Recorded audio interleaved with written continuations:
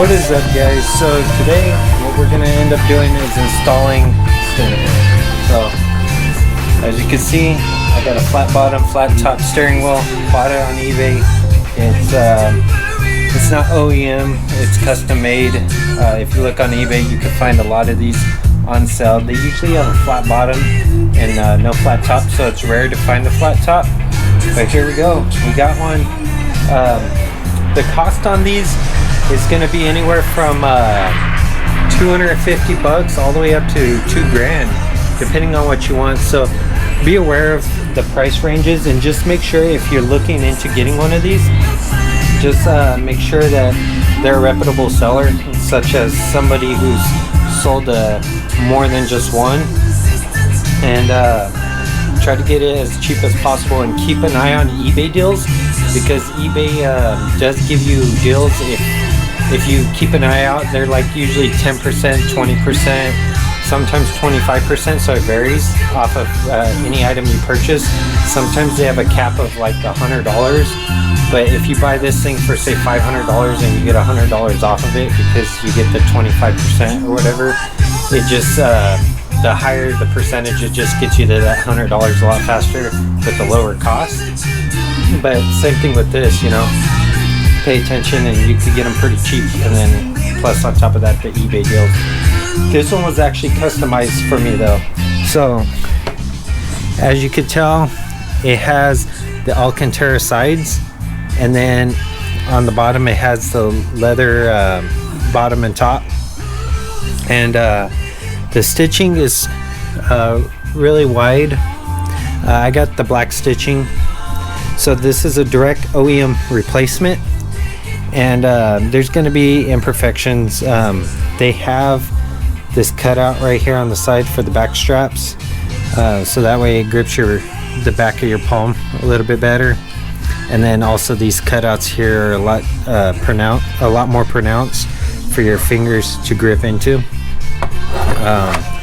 Also, it's a nicer steering wheel because you got more leg room at the bottom to get in and out of your vehicle.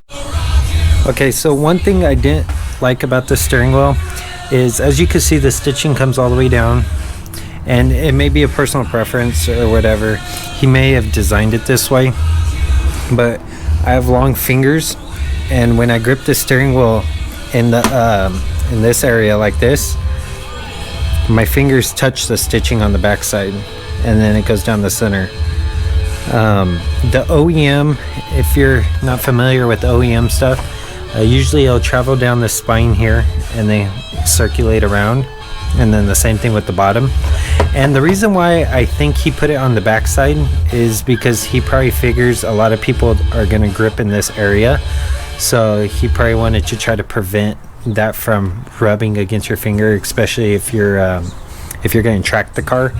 If you don't wear gloves, it may rub, or from the bottom it may rub on your finger as well and create irritation. So maybe that's why he did it. I'm not completely sure, but like I said, since my fingers are long, I do touch the end of it right there, and it just seems weird because I'm used to the OEM one, but I may get over it. It's not a huge deal because it's on the back side, but it's definitely something I noticed right off the bat.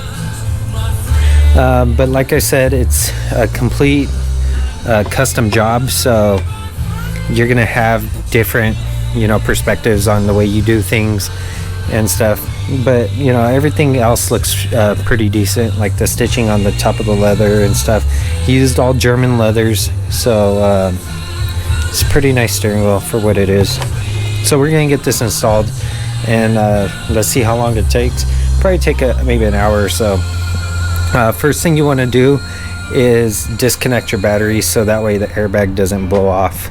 And then from there, if you don't know where the battery is located, it's located right there. I believe it's a 10 millimeter.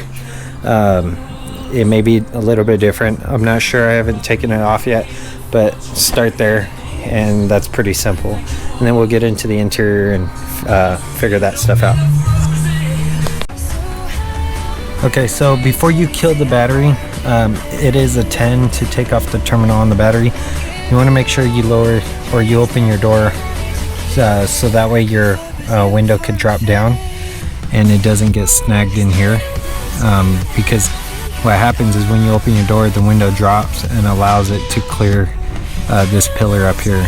So if you kill the battery, you won't let it drop and it'll get hung up and it could potentially break your glass or mess up your panel up here. So first of all, you want to get a Torx set. These are the tamper-proof ones with the holes in the center. So you want to get a tamper-proof Torx set, and they have to be 6-point. This particular set goes up to, I think, let's see. So this set goes up to a T40. That's the largest size I got, but I believe we're going to use the T30. I'll figure that out right now. But what you want to do is you want to take out, you're going to have two little things like this. So you're going to have two of these, and you can pull them out with your fingers. As you can see, there's a little flat spot on one side.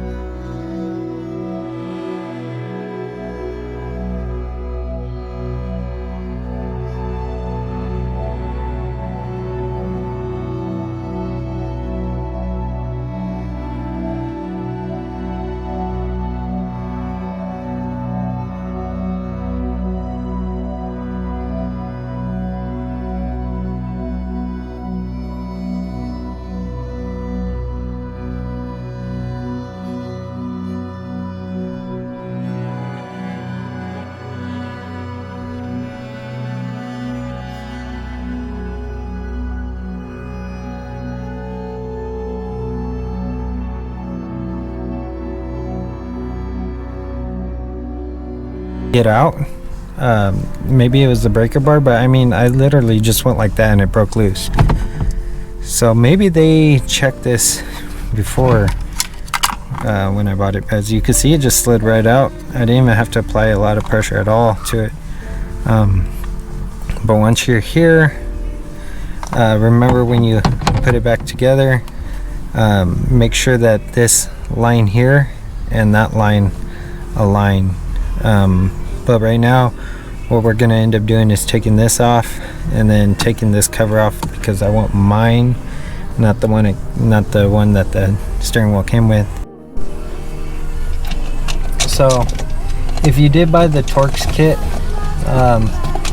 from Amazon or wherever, and you got the group that look like this, the largest one that the 6-point comes with is a T40, and it has the hole in it, but that doesn't matter. The T40 will fit these bolts right here, so you just undo those, and once you take that out, this little frame just pops out. It grips down there at the bottom onto this area right there. It grips into there, and you just pull it straight out. Once that comes straight out, then you want to take off these two with the Phillips.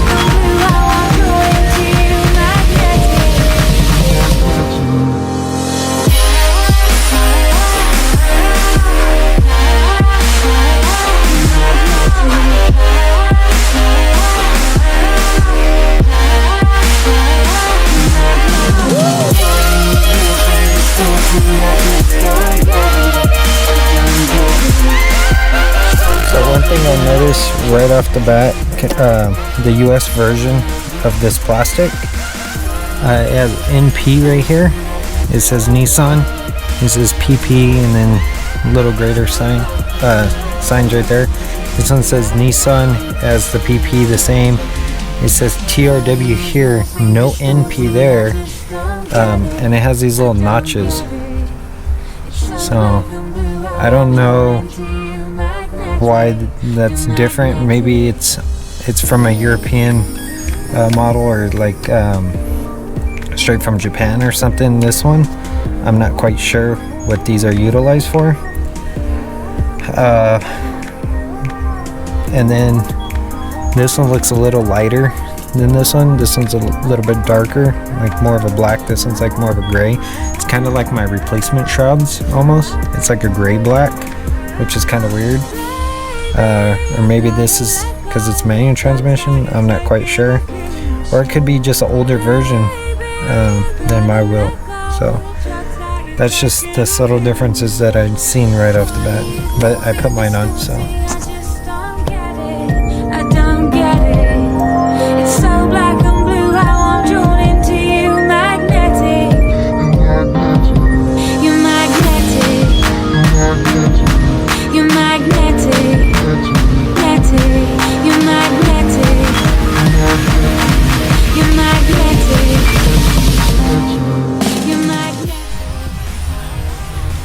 Okay, so I don't know exactly what this does. Like I said, it free floats up there. I think it maybe keeps this from caving in or creating vibration. I'm unsure. But the steering wheel did not come with these holes tapped out, and it's a metric bolt. So they're Phillips, but they're metric. I didn't have a metric tap for it. So what I ended up doing was just tapping them out to a 1032, and I used a number 21 drill bit, and then just bored straight into them and put an American screw in there, just so that way I could have them for whatever it does. But that's kind of weird and a bummer that it didn't come already pre-tapped. It must be a different style steering wheel, I'm not sure. Or it could have been from a juke, since the juke does have the same steering wheel. But whatever.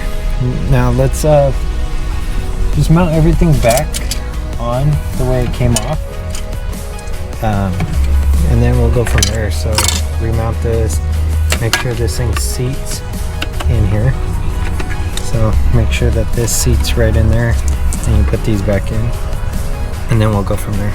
Okay, so one thing I found out is behind here, as you can see right in there, there's little contacts right there in a spring. Same on this side.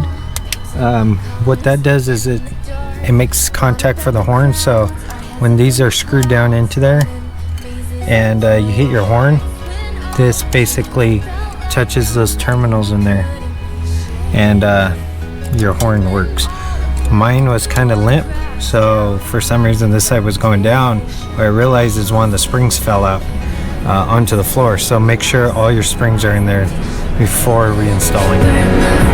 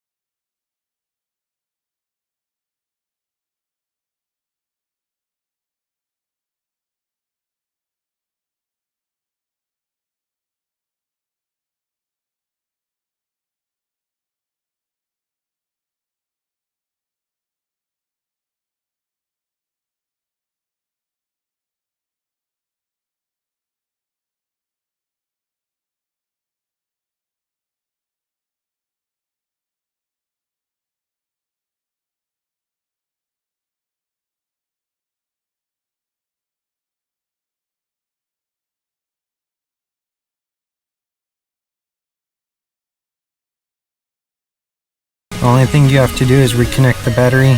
Make sure all your cables were plugged in. Reconnect the battery. Turn on your engine. Make sure your horn works properly. Just so that way you know everything's good to go. And then test it out. I like the steering wheel. It feels really good. I did get the thicker material one, so it's he gave me two options, and this was the thicker of the bunch. And then as you can see, it's the Alcantara. It's not the perforated. There was an option for perforated. I was debating whether or not to get perforated or not. I just didn't want to see through the holes, so I didn't get that. And then it might collect a lot of dirt, and then I just went with the leather top and bottom, so that way it was smooth.